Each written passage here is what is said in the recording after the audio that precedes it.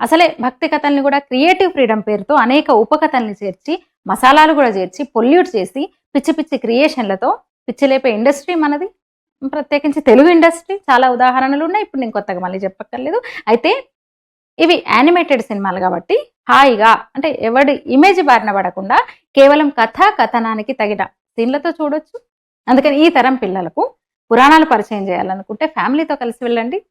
అబ్బే! యూట్యూబ్‌లోనో, నెట్‌లోనో నరసింహస్వామి కథ తెలియదా మాకు, ఎన్నో చూస్తాంలే అంటే తెలుస్తది కానీ కథ చెప్పే విధానాన్ని కుటుంబంతో కలిసి ఎంజాయ్ చేస్తూ పురాణ కథల్ని తెలుసుకోవాలి, తెలియనివ్వాలి. మరి నరసింహస్వామి మీద ఇంతకుముందు రాలేదా సినిమాలంటే ఇందాకే నేను చెప్పినా కదా! చాలా వచ్చినాయి మన పురాణాల సంబంధించి మన దశావతారాల మీద చాలా మూవీస్ వచ్చినాయి. బోలెడొచ్చినాయి. కానీ ఇది వేరు. అవి నటులు నటించిన సినిమాలు నటులు మాత్రమే కనిపించారక్కడ. ఇందులో పాత్రలు మాత్రమే కనిపిస్తాయి. అది తేడా.